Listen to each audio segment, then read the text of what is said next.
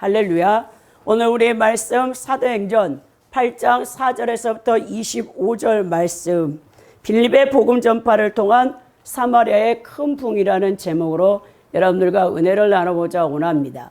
우리가 이제 지난번 설교에서 이제 스데반 집사의 순교까지 우리가 함께 살펴보았습니다.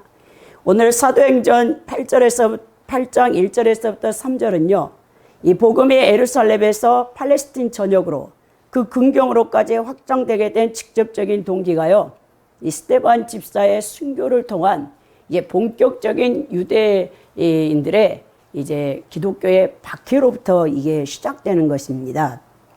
그래서 오늘 여러분 이 8장 4절에서부터 40절은요, 우리가 사도행전 6장에서 이 구제로 인해서 헬라파 또 그리고 히브리파 유대인들이 이제 서로 다투게 되어졌잖아요. 그때 사도들이 이 성령이 충만하고 또 믿음이 충만한 사람 7 집사를 뽑았죠. 이제 그 집사 가운데 빌립 집사가 오늘 성령께 이끌려서 이 사마리아에 가서 복음을 증거하는 내용으로 되어 있습니다. 이 빌립 집사의 사역은요, 이 사마리아 성에 복음을 전하여 이 부흥을 체험한 일이 이 4절에서부터 25절에 기록되어 있고요. 더 나가서 이제 26절부터 마지막 40절까지 이 에티오피아 간다게 국고를 맡은 니시에게 복음을 증거해서 그에게 세례를 준 사건이 이 사도행전 8장에 기록되어 있는 내용입니다. 오늘 이 빌립 집사가 사마리아 전도 이 사역은요, 이 스데반 집사의 사역과 함께 베드로의 유대 사역과 바울의 이방 사역에 이 교량적 역할을 한다는 점에서 교회사적으로는요, 매우 중요한 의의를 갖고 있는 이 말씀입니다. 즉 빌립 집사의 사마리아 사역은요, 예루살렘과 유대와 땅끝을 잇는 교량적인 역할을 하고 있는 것인데요, 아울러 이 빌립 집사의 사역은 예수님의 지상 명령이 본격적으로 실천되어졌던 단계를 보여주고 있는 것입니다. 예수님께서 승천하시기 전에 사도행전 1장 8절에서 오직 성령이 너에게 임하시면 너희가 권능을 받고 예루살렘과 온 유대와 사마리아와 땅끝까지로 내 증인이 되리라. 이게 예수님의 그 12 사도에게 또 제자들에게 명하신 미션이요, 이 세계 선교예요. 그래서 이 사역이 지금 활성화되는데 예루살렘의 사도들을 통해서가 아니고 이 초대교회 집사들을 통해서 이런 놀라운 역사가 시작되는 것을 보게 됩니다. 오늘 우리가 여러분 이 빌립 집사의 사마리아의 큰 부흥은 이제 먼저 거기 마술사 시몬이라는 사람이 이 거짓 이적과 표적을 이 행함으로 그 큰 자라고 칭함받던 이 사마리아 성을 주도하고 있던 이 종교 제사적인 역할을 했던 자가 회심하여 돌아옴으로 이제 그 사람을 따르던 사마리아인들이 빌립 집사의 복음을 듣고 다 주께로 돌아와서 세례를 받는, 그리하여 이제 각색 병든 자가 고침받고 귀신이 떠나가는, 그리하여 사마리성에 큰 기쁨이 있었더라라고 기록이 되어 있네요.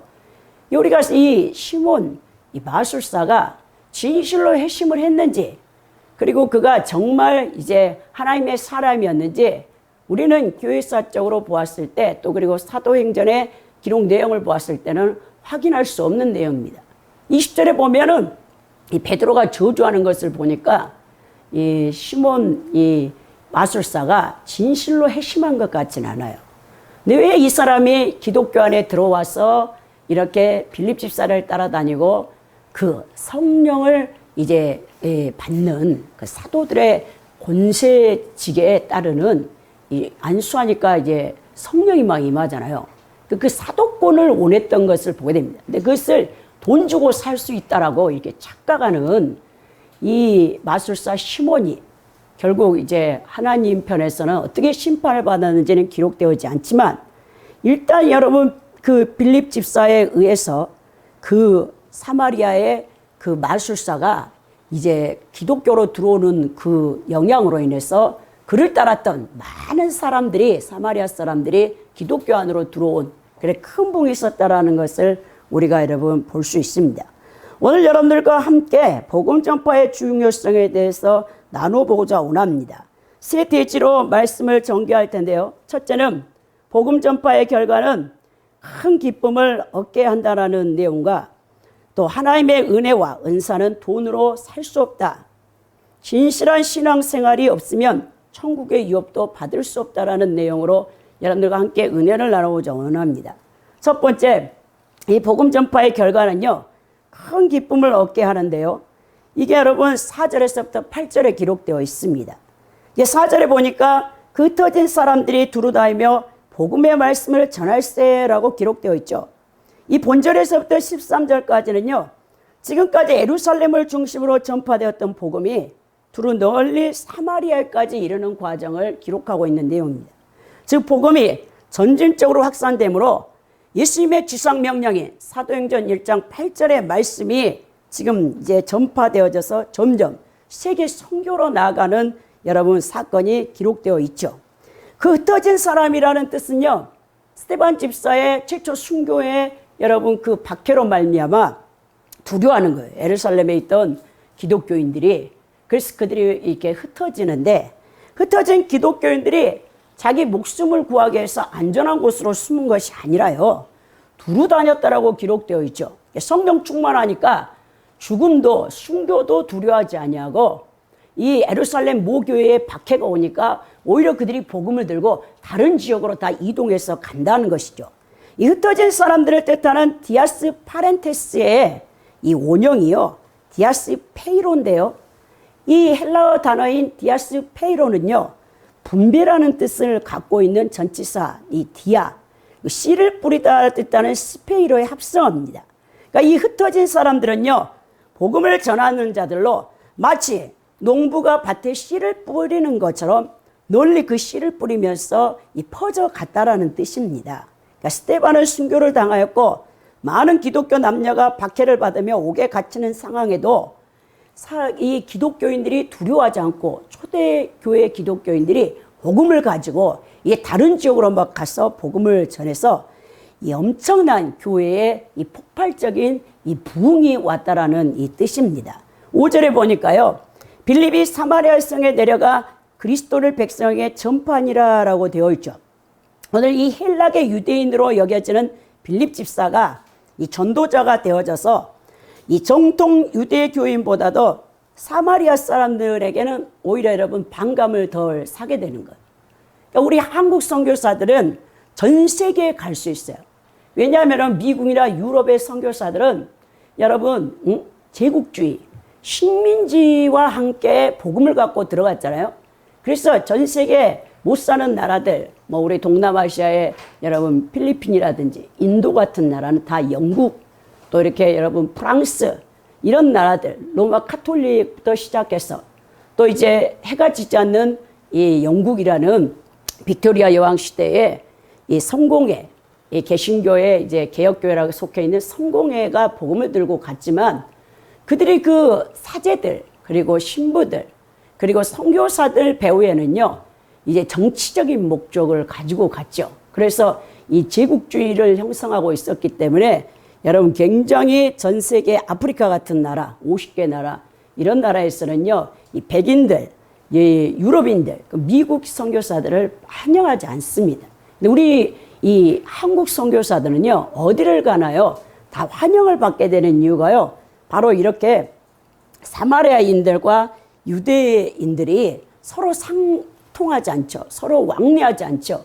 예수님께서 요한복음 4장에 사마리아 성의 우물가에 여인과 만나서 얘기할 때 예수님의 제자들이 깜짝 놀라는 거예요. 그리고 또 그 사마리아 여인도 깜짝 놀라잖아요. 어떻게 유대인 남자로서 이 사마리아인 여자인 나에게 말을 걸어올 수 있느냐 그러죠. 그러면서 그만큼 이 BC 722년에 아수르에 의해서 10개의 여러분 북이스라엘의 나라가 이 혼합이 돼버린 거죠. 혼혈 정책을 통해서 결혼 정략을 통해서 피가 이제 섞여 버렸다. 그래서 이제 이 유다와 그리고 이제 여러분 베냐민 지파로 남아있던 20개의 왕조 이제 그 유다의 그쪽으로 혈통으로 메시아가 와서 이 유대인들 정통 유대인들은요 사마리아인들을 개취급합니다. 이방인들 역시 개취급하죠. 자기는 이제 선민들이기 때문에 하나님의 백성이라는 것이죠. 우리나라도 단일 민족이라잖아요. 사실 단일 민족이 아닙니다. 그리고 지금 다문화 여러분 이제 우리 가족들이요 200만이 넘어가고 있어요.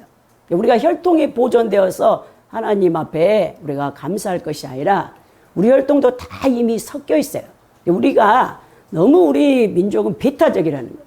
지금 여러분 우리나라 인구가 이렇게 적고 출산율이 이 전 세계에서 200개 나라 가운데 가장 저조한 나라예요. 그럼 여러분 한 나라가 유지되겠어는 최소한 8,000명에서 1억 명의 이상의 국민이 있어야 됩니다. 근데 우리나라가 지금 5천만 명 더 이제 줄어들어서 뭐 이 시골 초등학교가 다 없어지는 이때에 그리고 지방 대학이 다 없어지는 이때에 여러분 이 대한민국을 유지하기 위해서는 남북이 이제 통일이 되든지 아니면 다른 나라 외국 이민자들을 받아들일 수밖에 없는 상황 가운데 있다는 것이죠. 다문화로 이제 갈 수밖에 없는 이 대한민국의 현실도 우리가 직시해야 되는 것을 보게 되는데요. 오늘 이 사마리아 사람의 발그감을 덜 산 여러분 이제 빌립 집사가 그곳에 내려가는 것이죠. 그리고 이제 밑작업을 깔아 놓는 겁니다. 이 집사가 복음을 증거해서 예수님의 물세례를 증거했지만 아직 성령을 받은 사람은 한 사람도 없다라고 이제 기록되어 있죠. 그러니까 예루살렘 그 사도회에서 이 베드로와 요한을 이 사도직을 가지고 가서 그들에게 안수해서 성령을 받게 할 수 있는 그 모든 밑작업을 오늘 이 빌립 집사가 이것을 하고 있습니다. 그러니까 사마리아 지역은 유대 지역과 가까이 있으면서도 서로 접촉을 피해 왔던 것을 보게 되죠. 오늘 무엇을 빌립 집사가 증거하느냐? 그리스도를 백성에게 전파했다라고 되어 있습니다. 이 누가는 빌립이 사마리아 일성에 내려가 그리스도를 전파했다고 기록하고 있는데요. 그리스도는 이 크리스토스, 기름 부음 받은 자라는 뜻이죠. 이것은 여러분 메시아라는 뜻과 같습니다. 사마리아인들도 유대인들처럼 하나님의 기름 부음 받은 자, 그 메시아를 기다리고 있었죠. 요한복음 4장 25절 26절에 수가성 여인이 그 고백을 하잖아요. 빌립은 그들에게 나사렛 예수가 바로 그 메시아임을 전했던 것입니다. 이런 초대교회에서 전파하는 복음의 핵심은요, 바로 핍박받고 십자가에 돌아가신 예수 그리스도께서 바로 구원자 대신 그리스도라는 사실을 보여주지요. 복음 전도자들은요, 예수 그리스도께 집중하여서 그를 힘있게 선포해야 된다는 것이죠.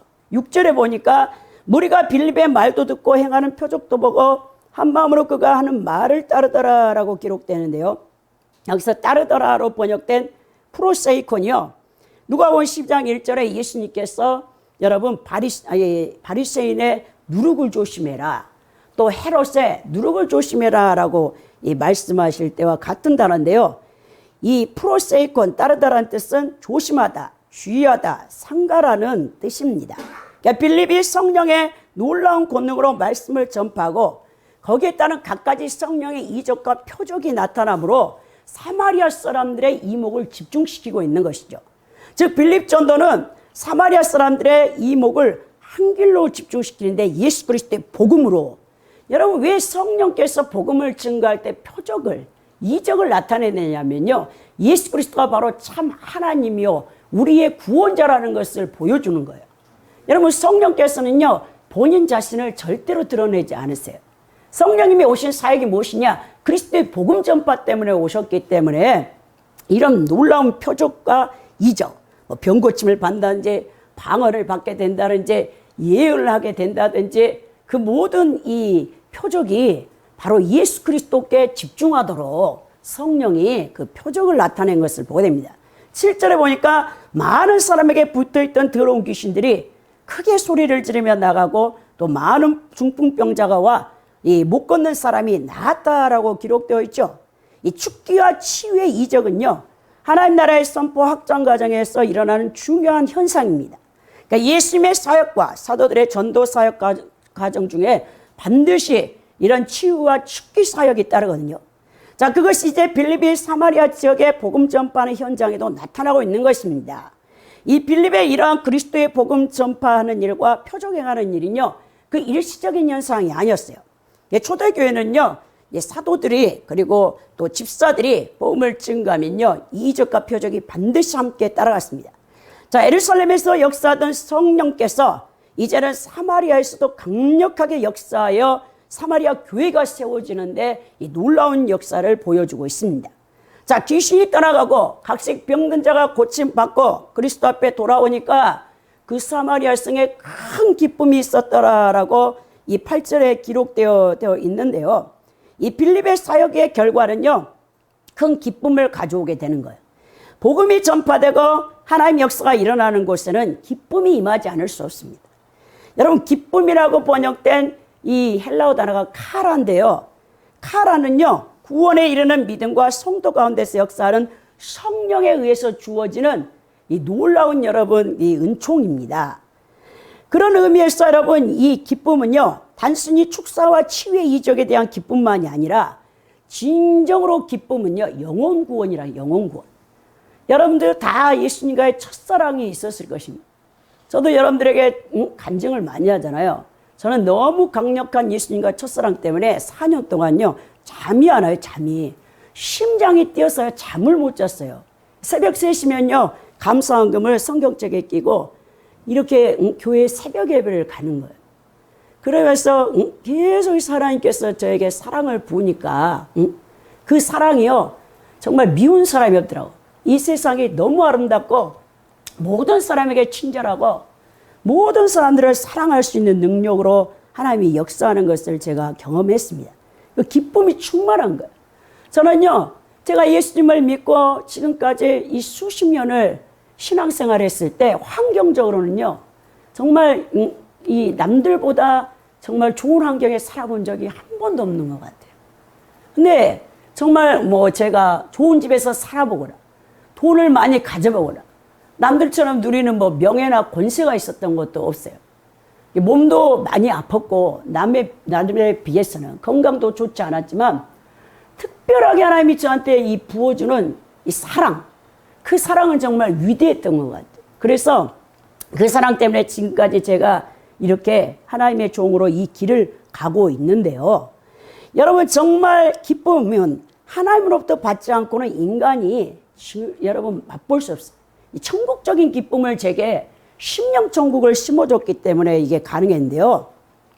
이 하나님의 소유된 성도들, 성령의 전인 성도들은 그 내부에 항상 기쁨이 내재되어 있다는 사실을 알아야 돼요. 이 빌립의 복음 전파가 바로 이러한 큰 기쁨을 낳은 것입니다. 우리 역시 빌립처럼 영혼의 구원에 비롯되는 진정한 기쁨이 널리 미칠 수 있도록 복음 증거하는 일에 열심을 내야 된다. 여러분들이 신앙생활을 하는데 기쁨이 없는 이유가 뭐냐면요, 복음을 전파하지 않기 때문에 그래요. 복음 전파는요, 핍박과 함께 여러분들에게 말할 수 없이 주어지는 이 내면의 심령의 기쁨이 와요. 예수님께서 산상수훈에서 이 박해를 받는 자, 나를 위하여 박해받고 핍박받는 자는 기뻐하라 하시는 거죠. 천국이 바로 저희 것이라는 것. 여러분, 왜 많은 사람들이 박해를 받으면서도 복음을 증거하는 일을 쉬지 않느냐면요, 이것은요, 복음을 증거할 때 여러분들의 이 신앙이 강력해집니다. 그리고 신앙이 성장되어져요. 그리고 어떤 사람을 섬겨야 될까를 성령께서 다 가르쳐줘요. 그래서 여러분들이 말할 수 없는 이 기쁨이, 그리고 새 생명이 살아나 마귀에게 권세에 잡혀있던 자가 그리스도의 복음을 통하여 하나님의 아들의 나라로 여러분 돌아오는 것, 이것만큼 여러분 큰 기쁨은 없는 것입니다. 이런 기쁨을 맛보고자 원하는 분들은 복음 전파에 힘을 내시기 바랍니다. 복음 전도는 기쁨의 열매를 맺는 거예요. 그래서 복음은 헬라어 단어로 유앙겔리온인데, 유앙겔리온은 기쁜 소식입니다. 이 구원파 이단 박옥수가 여러분 자기의 기쁜 소식 선교회, 기쁨의 교회라고 이름을 지었잖아요. 구원파들이. 이 좋은 기독교 용어는 다 이단들이 사용해서 독특한 자기의 용어처럼 사용하는데요. 이 복음을 듣고 영접하는 자마다 사실 여러분 기쁨을 얻게 됩니다. 처음 예수님을 영접했을 때 하늘의 기쁨을 여러분들이 다 맛보았을 거예요. 그런 과정이 없었다? 그럼 여러분들이 구원받았는지, 거듭났는지, 중생했는지 다시 여러분들의 신앙을 점검해야 되는 것입니다. 이 사마리아 사람들은 큰 기쁨 속에서 살던, 슬픔 속에서 살던 사람들이에요. 왜냐하면 유대인들에게는 죄인의 대명사였고, 그들은 성전도 없었고 제사 드려주는 제사장도 없었고, 단지 자신들의 조상들이 구전으로 들려준 종교규례와 풍습만 가지고 하나님을 섬기고 찾고 있었던 사람들이었습니다. 근데 그들에게 이 빌립이 예수 그리스도의 복음을 통해서 참된 자유와 기쁨을 주는 것이죠. 그러니까 엄청난 그들의 기쁨에 쌓일 수밖에 없다는 거예요. 자, 예수님께서 자신의 메시아 사역을 선포하는 이 말씀이 여러분 누가복음 4장 18절에서 19절에 기록되어 있거든요. 주의 성령이 내게 임하셨으니 이는 가난한 자에게 복음을 전하게 하시려고 내게 기름을 부으시고 나를 보내사 포로된 자에게 자유를, 눈먼 자에게 다시 보게 함을 전파하며 눌린 자를 자유롭게 하고 주의 은혜를 전파하게 하려 하심이라. 예수님의 이 메시아 사역 선언의 이 성구인데요. 이 말씀은 구약 이사야 61장 1절에서 3절을 인용하셨죠. 여러분, 이 예수님께 성령이 기름 부으신 목적이 무엇이냐? 가난한 자에게 복음을 전하게 하고 포로된 자, 갇힌 자, 눌린 자를 자유케 하기 위해서 예수님이 성령의 기름 부음을 받고 메시아 사역을, 공생의 사역을 시작한다는 것을 딱 선포하는 것이죠. 바울 사도는요, 로마서 8장 1, 2절에서 복음은 우리를 눌리고 있는 또 포로되게 한 것들로부터 해방을 맛보게 한다라고 말씀합니다. 그러므로 이제 그리스도 예수 안에 있는 자에겐 결코 정죄함이 없나니 이는 그리스도 예수 안에 있는 생명의 성령의 법이 죄와 사망에서 너를 해방하였다라고 바울 사도가 분명히 말씀하고 있죠. 자, 복음의 참 결과는 하늘에서 주신 기쁨으로 충만하게 되어집니다. 복음을 증거했는데도 여러분 아직 상대방의 참된 기쁨이나 해방을 맛보지 못한다면 그 사람은요 아직 거듭난 적이 없는 종교인에 불과할지도 모릅니다. 윌리엄 바클레이라고 영국의 여러분 신약 성서학자가 말하기를 어두운 분위기를 가져오는 기독교는 거짓이다라고 했어요. 사랑하는 성도 여러분, 여러분들이 전도한 사람들이 복음을 위해 기쁘게 생활하고 하나님을 찬양하고 범사에 감사하고 영생의 소망에 즐거워하며 세상에 많은 힘든 일과 역경을 겪고 있지만 굳건하게 믿음으로 그것을 이겨내고 있는 모습을 봅니까? 그처럼 여러분 뿌듯하고요, 여러분들에게 기쁨을 주는 일은 없다는 것입니다. 여러분, 하나님의 나라는요 먹고 마시는 육적인 것이 아니에요. 바울 사도가 로마서 14장 17절에서 하나님 나라는 여러분 오직 성령 안에서 의와 희락과 평강이라는 거예요. 하나님과의 관계가 회복되면요 여러분이 심령 천국이 이루어집니다. 심령 천국이 이루어진 사람은 환경을 다 초탈해 버리는 것이죠. 오늘 우리 두 번째로 살펴볼 것은 하나님의 은혜와 은사는 돈으로 살 수 없다는 거예요. 이게 9절에서부터 20절에 기록되어 있는데요. 9절에 보니까 그 성에 시몬이라는 사람이 전봇대에서 마술을 행하여 사마리아 백성을 놀라게 하며 자칭 큰 자라라고 여러분 말씀하고 있습니다. 이 시몬이라는 사람이 여러분 굉장한 이 이적과 표적을 행했나 봐요. 그러니까 성령의 능력, 예수 그리스도의 복음을 통한 사역이 아니라요 다른 쪽에서의 능력을 받은 사람이죠. 여러분 이 사람이 여러분 초대교회 문헌에서 이 특이한 행동을 한 사람으로 유명한 시몬 마구스와 동일한 인물들로 이 교회사의 이제 역사 신학자들이 보기도 하는데요. 이 최초의 순교자, 이 저스틴, 초대교회 변증가라고 하는 이 저스틴은 이 사람을 초대교회 시절 복음 전파와 사도 활동을 교묘하게 방해한 인물로 그리고 있기 때문에 그렇습니다. 이 시몬 마구스와 본문의 시몬이 동일한 인물인지에 대한 확실한 고증 자료는 없습니다. 교회사 자료는 없지만 이름과 행동에 있어서 매우 유사한 점을 발견할 수 있는데요.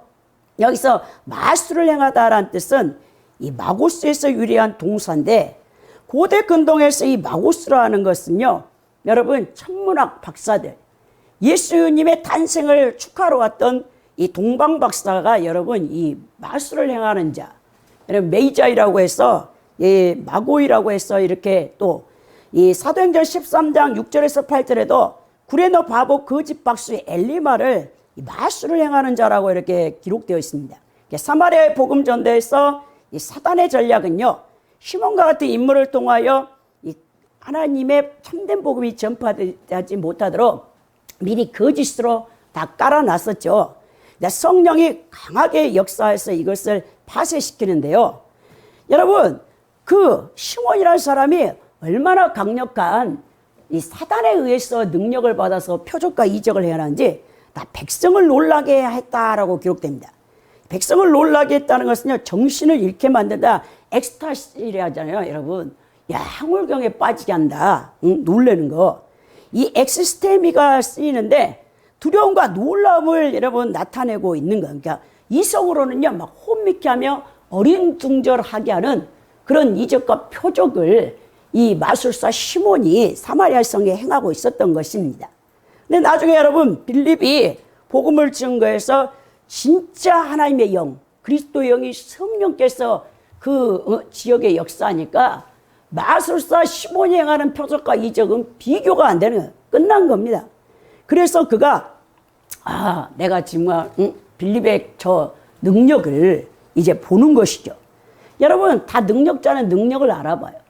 각 분야에서 최고들은요 최고를 알아보는 것처럼 이 다른 쪽에서 여러분 이 타종교에서도 이 종교 지도자들이 있잖아요. 이 사람들은요 이 영적으로 굉장히 마귀에게 강력한 능력을 받은 자들이에요.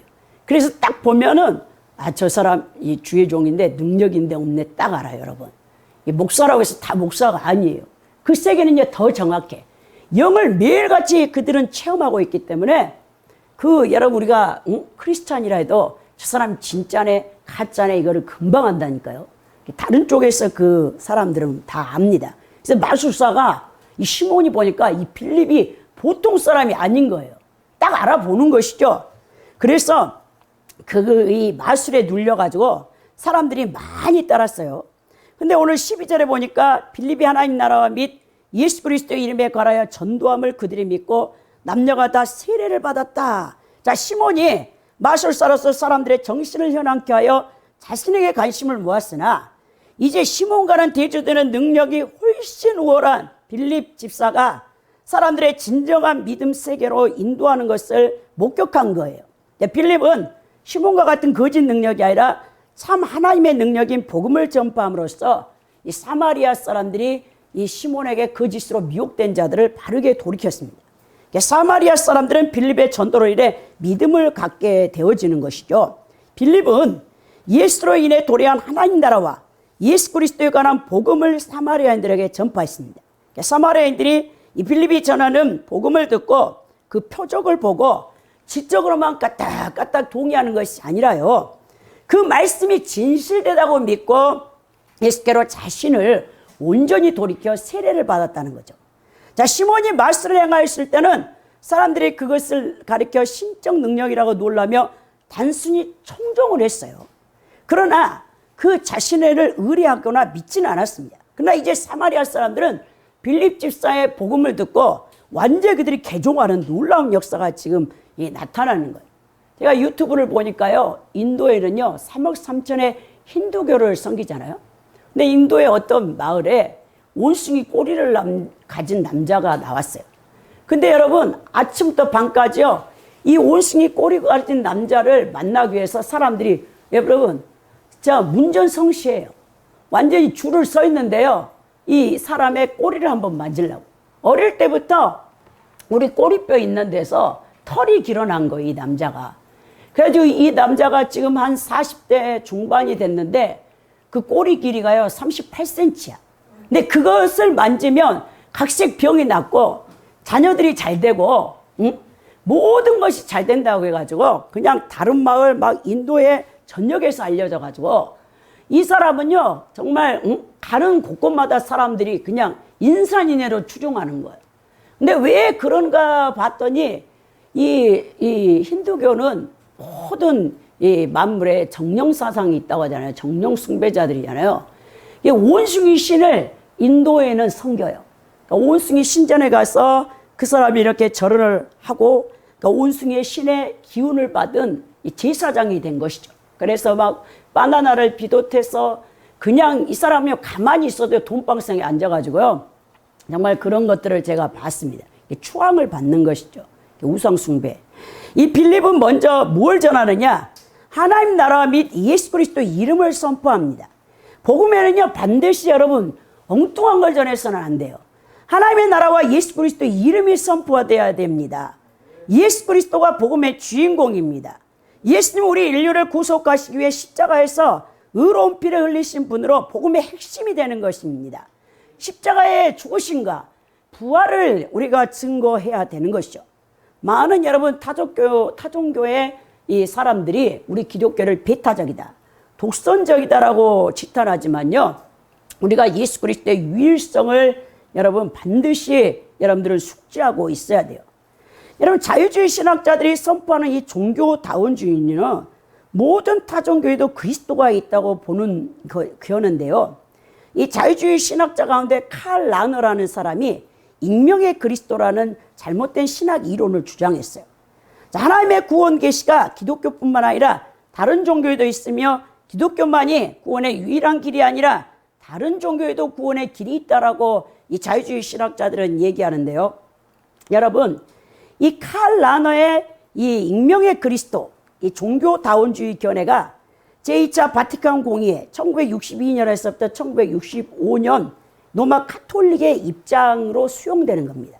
그래서 로마 가톨릭 교회는요, 천주교는요, 타종교회 속에도 진리가 있고 그것이 다 본래 그리스도의 것이다. 그래서 타종교를 믿어도 다 하나님 앞에 가는 길이 다를 뿐이지 정상에서는 하나님을 이제 만나게 된다 해서 여러분 이 종교다원주의의 사상을 수용하고 있어요.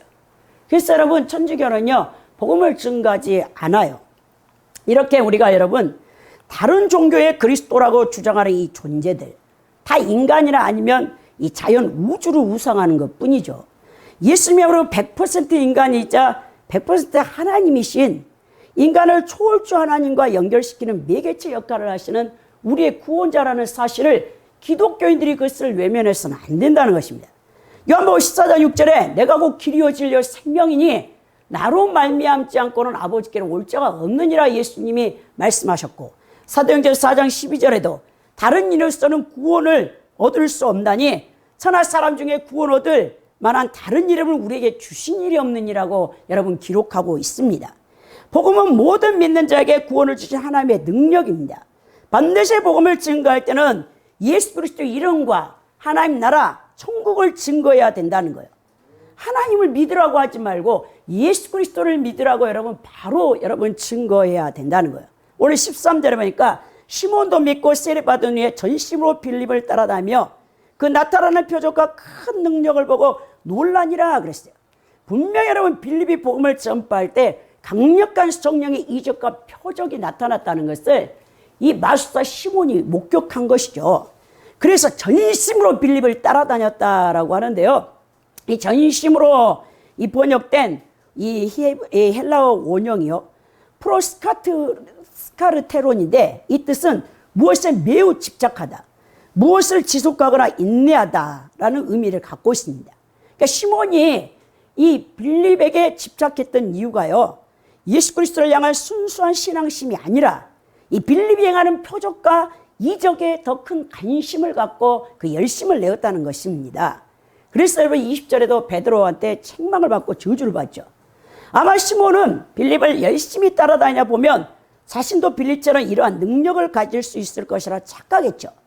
마술을 행하던 시몬은요 다른 그 무엇보다도 자신보다 우월한 표적과 능력을 나타내는 빌립을 크게 시기하고 질투하고 또 자신도 그 큰 능력을 받아 자기 이름을 내고 명예를 또 유명해지기를 원했던 악한 동기를 가지고 빌립을 따라다녔습니다. 여러분 여기서 우리가 생각해야 될 교훈이 뭐냐면요. 여러분들의 사역 또 여러분들의 은사 여러분들의 어떤 능력을 구하는 이유가 무엇인가를 생각해 봐야 되는 거예요. 마음의 중심의 동기가 중요하다는 거예요. 오직 하나님께 영광을 돌리기 위한 것이 아닌 자신의 이름과 명예와 물질이나 사람에게 추종받기 위함이라면 그 어떠한 큰 사역을 하고도 지옥을 간다는 사실을 알아야 된다는 것입니다. 저는요 새롭게 하소서라는 간증에서요 정말 20대 중반에 그렇게 아름다운 신앙을 가진 자매가 있다는 사실에 깜짝 놀랐어요. 김지선 자매의 간증을 들었습니다. 이분은 지금 20대 중반인데요. 이 중학교 2학년 때 목동 제자교회에 다닐 때 이분이 이 강찬 이 찬양사역자의 성김이라는 찬양을 듣고 거기서 성령 회심 체험이 일어난 겁니다. 이 사람은 누구냐면 여러분 선천적으로 태어날 때부터 시각 장애인으로 태어났어요. 5살 때부터 바이올리스트가 지금 바이올린을 배워서 여러분 한예종 예술하는 사람들이라면 한국예술대학교 그리고 또 여러분 음악이나 예술을 하는 사람이면 뉴욕 맨하탄 여러분 음악대학원 그게 전 코스거든요. 요즘 이 쫙 그 스펙을 보면 거기에 나오지 않는 사람은 스펙을 낼 수가 없어요. 근데 이 선천적으로 시각 장애인인 이 김지선 자매가요, 신앙이 얼마나 아름다워. 그 말을 듣고 있을까요? 제 안에서 성령이 감화 감동을 시키는데요. 정말 많이 울었습니다. 영생에 대한 축복. 그거 외에는요, 자신이요, 다른 걸 생각하지 않는다는 거예요. 이 시각장애인, 여러분, 이 바이올리스트, 이 사람이 이 하나님의 말씀을 참 사랑해요. 시편 23편 1절을 통해서 여호와는 나의 목자시니 내게 부족함이 없으리라 그랬죠. 그 말씀을 묵상하면서 이 사람의 깨닫기를, 여러분, 예술 세계는요, 경쟁이 장난이 아닙니다. 여러분, 한 대학에, 유명하다는 대학에 바이올리니스트 1명, 피아니스트 1명, 성악가 1명 뽑아요. 그런데 그러니까 어릴 때부터 얘네들이 3, 4살 때부터 바이올린, 피아니스트, 뭐 첼로, 뭐 그 어릴 때부터 뭐 성악을 하고 그러잖아요. 그런 쪽에서. 근데 이 사람은요, 이 자매는요, 자기가 시각장애인이라는 것을 9살 때까지 몰랐다는 거예요. 세상을 본 적이 없어. 근데 늘 엄마 손을 잡고 이렇게 다녔기 때문에. 근데 이제 여러분 6살 때 유치원을 가는데 엄마가 이제 그 유치원을 이렇게 입학시키면서 특수장애인 학교라고 했다는 거예요. 특수장애인 학교가 뭐지? 그랬는데 자기가 항상 본 적이 없어요. 근데도 자기가 시각장애인이라는 걸 모르는 거예요. 그래서 어느 날 엄마가 그 벨소리, 근데 이게 정말 놀라운 건 하나님은 엄청난 분이세요. 절대 여러분 이 음감을 갖고 태어난 거예요. 소리를 들으면 다 알아요.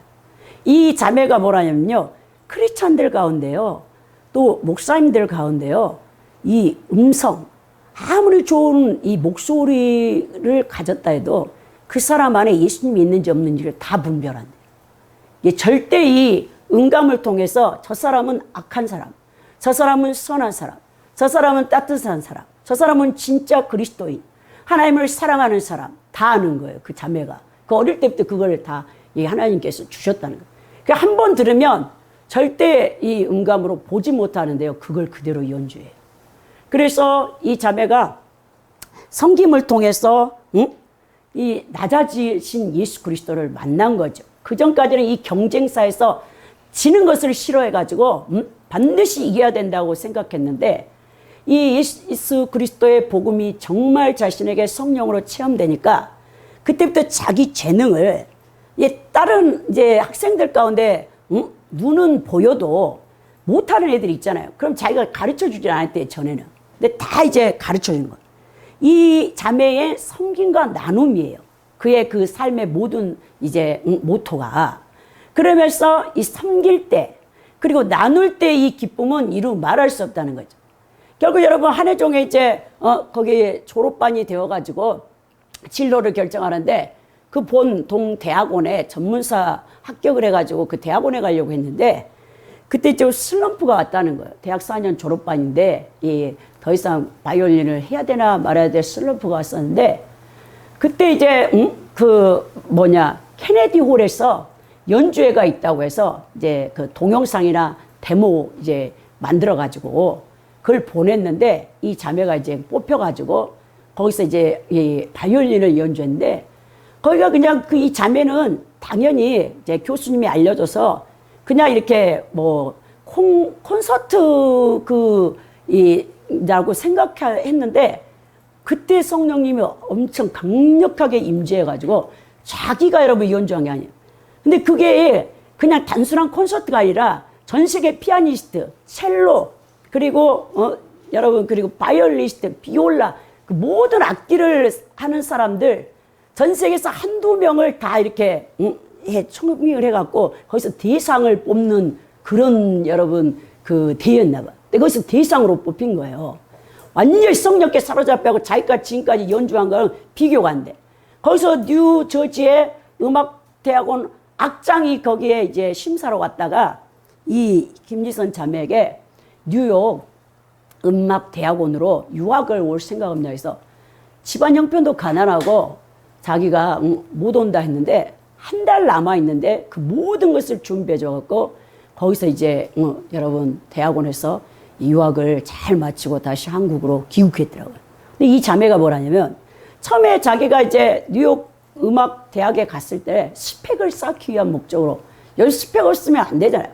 전 세계 바이올리스트가 되기 위해서 그렇게 자기가 야망을 갖고 갔었는데 올 2022년 이제 3월에 사순절 기간에 거기 뉴욕의 한인들 그 교회에서 그 사순절에 연합 기도 그 모임이 있었나 봐요.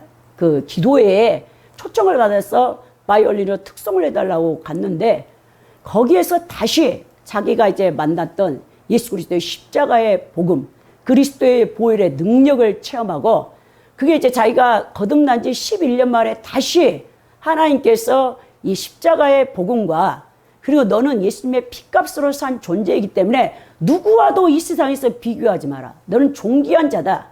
네가 이 명문 대학원에 졸업해서 세계적인 바이올리스트가 되든지 아니면 그냥 이름 없는 무명한 자가 되든지 전혀 상관이 없다. 내가 너를 이제 사랑한다라는 그 말씀을 통해서 시편 23편 1절이 여호와가 자신의 주인이다. 예수님이 자기의 목자고 자기의 모든 것을 책임지실 것이다. 이 자매가 하나님이 나를 세계적인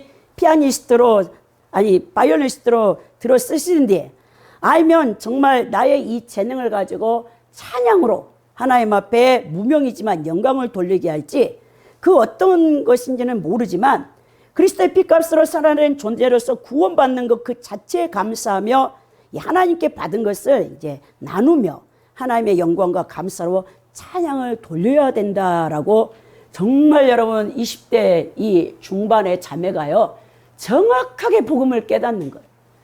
영생을 얻는 이 기쁨 그것보다 이 세상에 무엇이 더 중요하겠습니까 여러분. 근데 이 자매가요 놀랍게도 그 두 번째 하나님을 체험했을 때는요 정말 소통이 안 돼. 자기를 장애인이라고 놀린 많은 사람들이 있었을 거 아닙니까. 25살 동안 살아오면서. 근데 자기가 마음속에 미워했던 사람들이요 하나님의 그 은총으로 저절로 사랑스럽게 변하더라고요. 그들을 위해서 막 긍휼의 눈물을 뿌리고 그들을 구원해달라 하고 그렇게 여러분 사람이 바뀌었다. 그리고 기도하는 시간이 가장 자신에겐 즐겁다. 기도는요 뭘 하나님 앞에 달라고 하는 게 아니고요. 이 자매가 기도를 정확하게 정의합니다.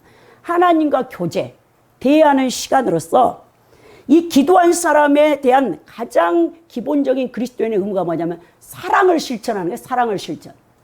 여러분들이 다른 사람을 위해서 중보를 많이 해요. 근데 그 사람에 대해서는 사랑하지 않아. 이거는요 진실한 기도의 본질이 아니라는 거예요. 여러분 이것을 우리가 깨달아야 된다는 거죠. 내가 누군가를 중보하고 있으면서 미워한다. 이거 하나님의 마음이 아니죠. 마귀의 마음이죠 사실. 응? 입술로는 누구를 위해 중보하는데 기도하는데 마음으로는 미워해. 그리고 막 그렇게 용서를 못해. 그건 아무것도 아니라는 것입니다. 여러분들이 왜 신학 공부를 하고 목회 사역을 하고 성경 말씀을 연구하고 기도를 열심히 하여 은사나 능력을 구하는 이유가 어디 있습니까? 여러분들의 이름을 사람들에게 알리고 높이가 지기를 원하십니까? 여러분들의 스펙을 쌓기 위함이며 사람들에게 인정받고 더 큰 직분을 받아 군림하고 싶어서입니까? 이런 동기의 신앙 열심은요 지옥 가는 지름길이라는 사실을 깨달으시기 바랍니다. 신학 지식을 통해서 그 많은 신학 지식이 여러분들을 오히려 지옥으로 보낼 수 있다는 사실을 깨달아요. 신학 지식을 통해 자신을 드러내기 위함이 아닌 진실로 가장 낮은 자의 모습으로 다른 연약한 지체들을 섬기며 세상 사람들에게 복음을 바르게 증거하기 위함으로 또한 자신의 타락한 옛사람의 본성을 날마다 십자가에 못 박아 더욱더 예수 그리스도를 닮아가기 위한 올바른 신앙 지침서로 삼기 위한 신학이나 성경 연구나 기도 생활이 되지 않는다는 것은요. 그건 다 헛된 것이라는 사실을 여러분 깨달아야 된다는 거예요. 14절에요. 예루살렘에 있는 사도들이 사마리아로 하나님 말씀을 받았다음을 듣고 베드로와 요한을 보냈다. 야 이제 빌립 집사가 크게 복음을 전파해서 사마리아의 사람들이 지금 세례받고 기독교인들이 형성되어졌다는 소식을 예루살렘 사도에서 들은 거예요. 그래서 오늘 이제 그 사도에서 베드로와 요한을 보냅니다. 이 보내다라는 이 뜻은요 아페스테일란인데요. 이 아페스테일이 뭐냐? 아포스톨로스 사도라는 뜻이잖아요. 보냄을 받았다. 권위를 가진 자가 사자에게 임무를 맡겨 파송한다는 뜻이에요. 원래 이것을 엠버서더 대사라고 하잖아요. 대사. 고대 로마 황제의 대리권을 가지고 사신이 원래 파송되었습니다. 우리 조선시대 중국의 속국으로 명나라 청나라 때 여러분 그 중국의 사신이 와요. 중국의 사신은요 중국 황제의 고난을 가지고 왔기 때문에 잘못됐다든지 사신을 죽였다면 그것은 바로 전쟁을 선포하는 것입니다. 만일 우리가 여러분 이 베드로와 요한이 바로 예수 그리스도의 정권 대사가 되어 예루살렘 사도회에서 지금 사마리아로 내려가 성령 세례를 베풀하고 파송되어서 내려온 거예요. 15절에 보니까 그들이 내려가서 그들을 위하여 성령 받기를 기도하니, 성령 받기를 기도하니까 바로 성령을 받아버려요 사람들이. 16절에 보면 이는 아직 한 사람에도 성령 내리신 일이 없고 오직 주 예수의 이름으로 세례만 받을 뿐이더라 말하죠. 이 빌립의 전도에 의하여 예수를 믿고 물세례는 받았으나 아직까지 성령을 받지 못했다라고 밝힙니다. 우리는 바울 사도가 고린도서 12장 3절에 그러면 내가 너희에게 알리노니 하나님의 영으로 말하는 자는 누구든지 예수를 저주할 자라 하지 아니하고 또 성령으로 아니하고는 누구든지 예수를 주라 시인할 수 없다라고 이 장로교에서는요 이 고린도서 12장 3절을 통해 중생할 때 성령께서 함께 역사하고 세례를 받는다라고 가르쳐요. 그러나 오순절 교단에서는요 교리가 좀 다릅니다. 성령 세례는요 중생과 또 다른 세컨드 두 번째 축복의 여러분 축복이라고 가르쳐요. 그래서 반드시 오순절 교단에서의 이 성령 받은 외적 증거가 뭐냐면 방언이라고 해요. 방언. 어떤 표적이 일시적으로라도 나타나야 된다라고 이제 성령 세례를 여러분 약간 다르게 해석합니다. 여러분 복음서에서 예수님의 제자들이 이미 예수님을 영접하고 중생한 상태였죠. 근데 사도행전 1장의 오순절 성령 강령 사건을 통해 성령 세례를 받고 그들이 성령 충만함을 받습니다. 여러분 우리가 성령 세례에 대해서 백지장 목사님의 성령론 이 세 가지에 잘 나와 있죠. 그리스도의 연합으로서 성령 세례. 두 번째 성령의 권능의 부여로 복음 전파를 위해서 봉사하기 위해서 주어지는 성령 세례. 더 나아가 요한의 슬리가 주장했던 완전 성화를 위해서 주는 세례. 어찌됐든지 교단마다 성령 세례의 차이가 있고 주장이 약간씩 다른 견해를 갖고 있지만 성령 세례를 통하지 않고 거듭남이라 영적 교회에 소속될 수 없다는 진리는 확고하다는 거예요. 이는 전통적으로 유대 민족에 무시당했던 사마리아인들이 예수 그리스도의 이름으로 성령을 받는 것을 목도함으로써 영적 공동체의 받아들이기를 저주하는 것을 제거하기 위한 특별한 하나님의 배려와 경륜이었던 것을 볼 수 있습니다. 오늘 17절에 보니까요. 이에 두 사도가 그들에게 안수하며 성령을 받은지라 성령을 받게 되는 것이죠. 18절에 보면 시몬이 사도들의 안수로 성령 받는 것을 보고 돈을 드렸다라는 거예요. 시몬이 마술사 시몬이 베드로와 요한을 통해 행해지는 능력에 큰 관심을 보이는 거예요. 이제는 빌립 집사를 통해서 역사했던 여러분 성령의 그 표적과 이적보다 더한 능력을 이 사도들이 행하는 것을 보고 마술사 시몬이요 이제 그것을 완전히 자기 걸로 사고 싶어 하는 것이죠. 사도들의 안수를 통한 성령 강림의 현상을 눈으로 분명히 목도했기 때문에 병자가 고쳐졌거든 예언을 했거든 방언을 현상이 나타났든 아무튼 분명히 목격을 한 겁니다. 그래서 시몬이 사도들에게 돈을 가져와 하나님의 선물을 사려는 망령된 행동을 서슴없이 저지르죠. 여러분 중세 로마 가톨릭 교권의 타락을 가져온 가장 큰 원인이 이 성직 매매였어요. 성직 매매. 세상 권세와 야망이 가득한 사람들이 교황청에 돈을 주고 사제가 됨으로써 중세 로마 가톨릭 교회의 타락에 급속화를 가져왔습니다. 지금도 여러분 우리 개신교가 큰 문제입니다. 신학도 신학 공부를 6개월이나 1년, 2년 단기 코스로 여러분 하고 전혀 신학적 훈련도 없고 성령의 연단도 없이 전도사나 목사의 임직을 받아가지고 이 교회에 여러분 목사네 전도사래 하는 사람들이 너무 많다는 것이죠. 여러분 이것이 한국교회에 심각한 병폐를 가져오고 있습니다. 이 중세 로마 가톨릭 교회 성직을 사고파는 일인 성직 매매를요 사이몬이라고 했는데요. 이 단어가 바로 오늘 본문의 시몬이 돈으로 성령의 능력을 살해했던 데서 유래한 것입니다. 오늘날 교회에서 직분을 돈 주고 사는 일이 너무 많습니다. 큰 교단이나 대형 교회 장로직, 권사직, 집사직을 받을 때 장로는 1,000만 원에서 5천만 원. 어떤 교회는 1억도 받아요. 또 권사는 500에서 1,000만 원. 집사는 300에서 500만 원을 내는 경우가 있습니다. 또 목사 임직을 받을 때도 300에서 최소한 1000만 원을 여러분 내게 되는데, 물론 직분을 받는 행사 때 필요한 경비가 있어서 직분 받는 분들이 형편에 맞게 내야 할 경우도 있습니다. 아예 교단법으로 정하여서 돈을 의무적으로 내야 하는 것은 하나님 말씀에게 어긋나고 이게 바로 성직 매매와 같은 것이라는 거예요.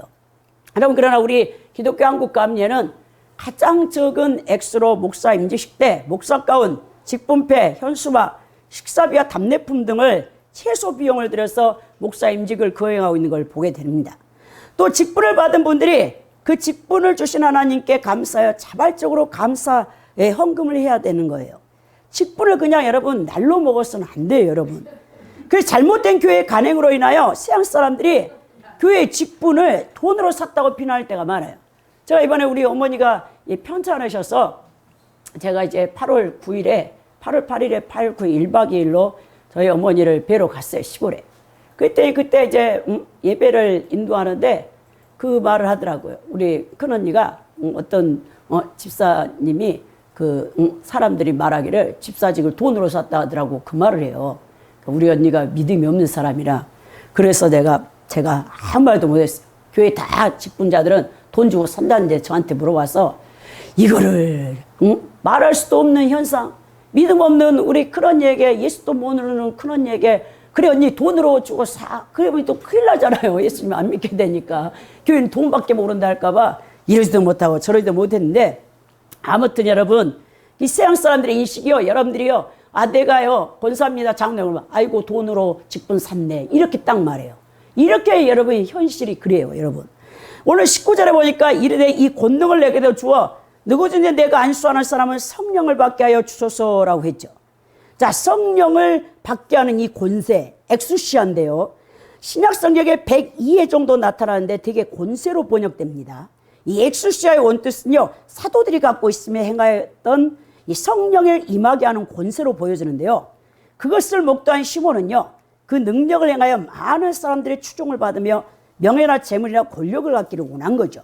그러니까 신실로 회개하고 기도함으로 성령 충만한 자가 되기보다는 사도들에게 그 권세를 돈 주고 사서 사람들에게 능력을 과시해 보이며 더 큰 명예와 더 큰 이득을 얻기 위한 욕심으로 사도들에게 성령 받게 하는 능력을 원했던 거예요.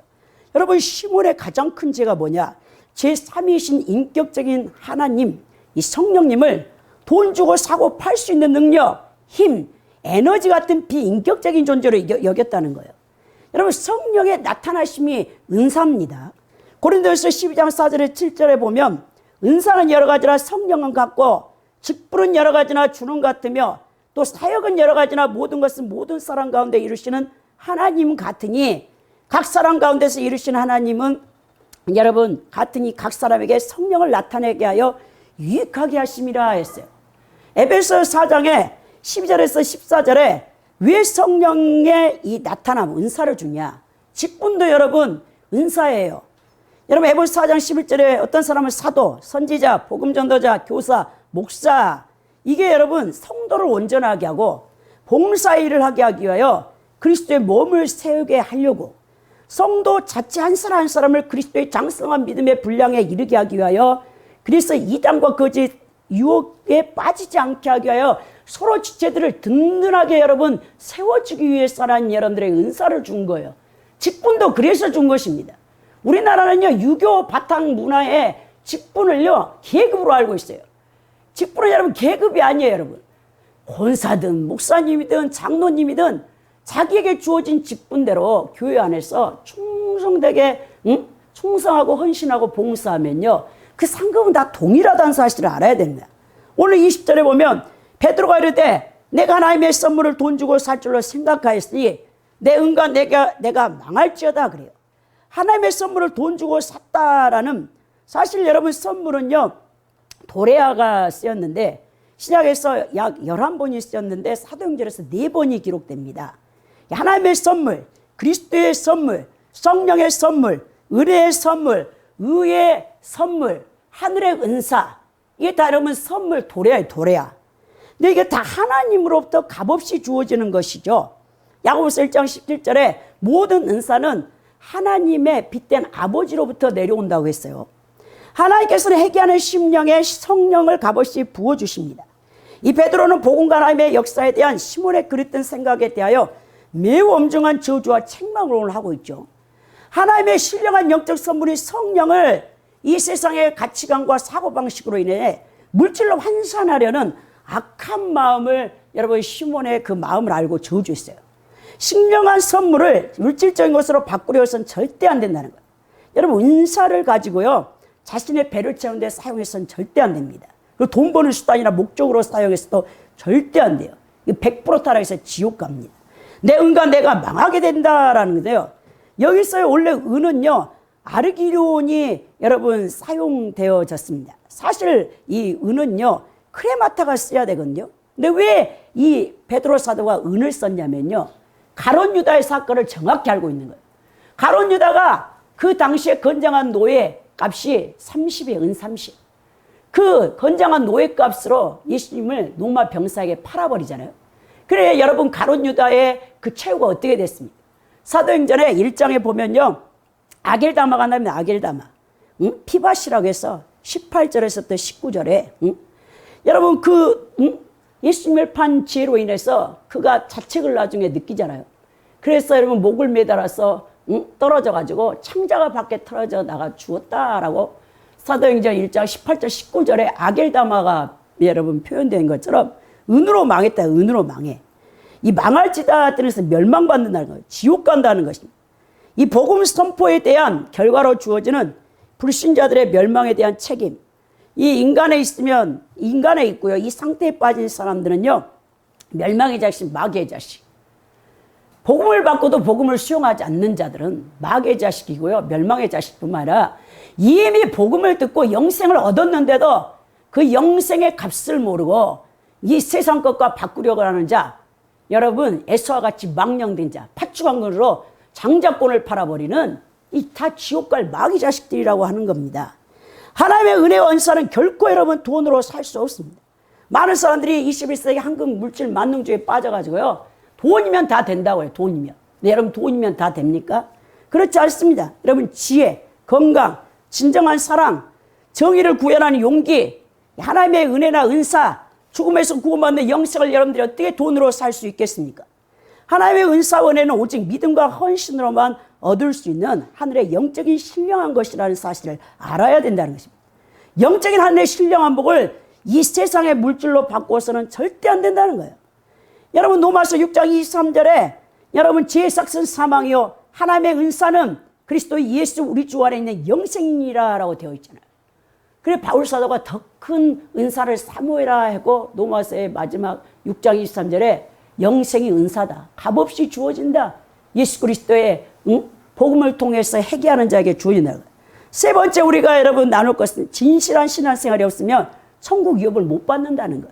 이게 21절에서 25절에 되어 있는데요, 21절에 보면 하나님 앞에서 내 마음이 바르지 못하니 이 도에는 내가 관계도 없고 분깃도 될 것이 없느니라. 관계는요 여러분 기본적인 몫이 없다는 거예요. 분깃이 뭐냐면요 워너십이라고 해서 소유권이에요. 여러분 하나님의 소유권이 되지 않는 자는요 여러분 지옥 갑니다. 하나님이 여러분들을요 이 전부를 갖기를 원하시잖아요. 한 부분만이 아니라 여러분들의 영혼 육 전체를 우리 하나님이 소유하기를 원하시는데, 이 분깃으로 쓰인 클레로스가요 신약에 11번 쓰였고 사도행전에는 5번이 쓰였어요. 근데 이 클레로스가 사도행전에서는 다 사도의 직분 수여와 밀접하게 관련된 내용입니다. 그러니까 사도 베드로가 시몬에게 부정하고 있는 것은 그리스도인과의 연합뿐만 아니라 시몬이 원하였던 것으로 보이는 사도적인 권세를 포함하고 있는 거예요. 이 사도들이 성령을 받게 하는 것을 보고 야 내가 사도가 되고 싶다, 그런 욕망을 이 시몬이 가졌다는 것입니다. 이 사도직을 원했던 것을 볼 때 영적 직분을 탐하는 것이 지혜라는 사실을 우리에게 분명히 보여주는 사건입니다. 직분이 부여된 만큼 그리스도의 복음과 교회를 위해 충성하지 않으면요 그것은 곧 여러분 지옥 가요. 그게 우리가 마태복음 25장에 달란트 비유가 있잖아요. 직분에 따른 사명을 감당하지 않아도 천국 간다는 사실을 여러분 기억하시기 바랍니다. 이렇게 아무리 세례받고 교회에 등록하고 출석을 해도 그 마음이 성령으로 변화되지 않고 거짓된 믿음 생활하는 자들은 천국 못 들어갑니다. 여러분 그래서 거짓 신앙 체계를 버려야 돼요. 매일같이 주일날 예배에 나와 있는데 거짓이야, 거짓. 믿음이 전혀 없어. 진실한 믿음이 없는 사람들, 기독교인들의 행세만 하고 있는 사람들. 여러분, 하나님은요, 절대 거짓으로 하나님을 섬기지 못해요. 진실한 믿음과 생활이 없다면 영성의 분깃도, 성령의 은사도, 하나님의 사랑도 얻을 수 없습니다. 여러분들의 궁극적인 소망이 무엇입니까? 왜 여러분들은 예수 믿고 교회에 출석하고 있습니까? 영성의 분깃, 곧 천국에 들어가기 위한 거 아닙니까? 그런데 일평생 교회 다니고도 여러분, 하늘의 유업, 천국을 받지 못한다면 얼마나 비참한 인생입니까? 주님의 계명을 실천하는 진실한 신앙생활을 하여서 순수한 믿음을 지켜야 하려면 천국 들어가는 것입니다. 원래 22절에 보면 그러므로 너희 약함을 회개하고 주께 기도하라. 혹 마음에 품은 것을 사하여 주시리라 하다. 마음에 품은 것을 사하여 준다. 너의 생각, 악한 생각을 사하여 준다라고 말합니다. 23절에 보니까 내가 보니 너는 악독이 가득하여 불의에 매인바 되었도다 그랬어요. 이 악독이라는 것은요, 이게 여러분 독초와 쑥이라고 이 신명기 29장 18절에 이방신을 섬기며 우상 숭배한 자들에게 주어지는 저주가 여러분 이 쓴 인생이에요. 쓴 인생. 여러분 마라의 쓴물을 기억하고 있죠. 출애굽기 15장 22절 27절에 왜 여러분들이 단 인생이 아니라 쓴 인생을 살고 있냐면요, 예수님이 분명히 우리 하나님이 언약 백성들에게 이렇게 말했어요. 법도와 율례를 이제 말씀하시면서 이스라엘 백성들을 시험하기 위해 하나님 말씀에 순종하면 애굽 사람들에게 내린 병을 하나도 걸리지 않게 하고 치료해 준다는 거예요. 그러니까 하나님 말씀을 순종하지 않기 때문에 여러분들이 쓰디쓴 삶을 사는 거예요. 예수님을 믿는데도 전혀 기쁨이 없는 삶을 사는 이유가요, 불순종, 하나님을 떠나서 자기 멋대로 살기 때문에 그런다는 사실을 기억해야 됩니다. 24절에 보니까 시몬이 되어서 이르되 나를 위하여 주께 기도하여 말한 것이 하나도 내게 임하지 않게 하소서. 여러분, 이 저주가 자기에게 미치지 않도록 사도에게 요청하는 것이죠. 25절에 보면 두 사도가 주의 말씀을 증언하여 말한 후 예루살렘으로 돌아갈 때 사마리아인이 여러 마을에 복음을 전했다. 이 시몬 사건을 통해 사도들은 분명히 깨달았어요. 하나님의 복음을 정확하게 거짓없이 증가되어 있구나. 그렇지 않으면 이 초대교회가 세워지는데 거짓 믿음을 가진 자들이 교회에 들어와서 교회를 어지럽힐 수 있겠다라는 것을 깨달은 것입니다. 오늘 결론적으로요, 스데반 집사의 죽음으로 인해 본격적인 예루살렘 교회의 핍박이 시작되므로 빌립 집사는 성령의 인도를 따라 사마리아에서 복음을 증가합니다. 그러나 아직 사마리아 사람들이 빌립을 통해서 여러분 그리스도의 복음을 받고 귀신이 쫓겨나 부흥이 있었지만 성령 세례 받은 사람이 없다는 소식을 접하고 예루살렘의 사도들이 이 베드로와 요한이 와서 그들을 기도하니 성령을 받게 했다라고 되어 있죠. 마술사 시몬이 자신의 더 큰 명예와 물질을 벌어들일 욕심으로 돈을 주고 사도들의 이 권세와 능력을 사고자 했을 때 베드로 사도는 너는 은과 같이 망할지어다 그랬어요. 그게 뭡니까? 너는 가룟 유다 같이 저주받아 그렇게 비참하게 죽을 것이다 라고 여러분 저주한 거예요. 하나님께서 주신 은혜나 은사, 영생이나 하늘의 신령한 복을 이 세상의 물질과 바꿔서는 안 된다는 것입니다. 오직 하나님의 말씀을 심령에 받아 회개하고 순복할 때 성령을 값없이 선물로 주시는 하나님의 영적 축복을 통한 영생은요, 돈을요 주고도 살 수가 없어요. 억만금을 줘요? 여러분 살 수 없어요. 구원은요 오직 여러분 예수 그리스도의 십자가의 복음을 통해 받게 되는 거예요. 회개할 때 복음을 통하여 구원받은 새로운 신자들이 교회로 계속해서 입교될 때 그 교회 공동체는 성령을 통해서 큰 기쁨이 부어지는 것입니다. 영생을 얻은 성도들은 직분에 상관없이 복음 전파의 열정을 가지고 그리스도의 이름과 그리고 하나님 나라를 위해서 여러분들이 정말 충성하고 헌신하며 살아야 된다는 거예요. 진실한 신앙생활을 하지 않으면 일평생 교회 다니고 예배를 드리고 헌금을 했고 뭐 전도를 했고 했어도 천국 갈 수 없다는 사실을 분명히 깨닫고 여러분들의 거짓 신앙생활을 버리고 온전한 그리스도인으로서 거룩한 삶의 열매를 맺어 모두가 천국 갈 수 있는 분들이 되기를 예수 그리스도 이름으로 축원드립니다.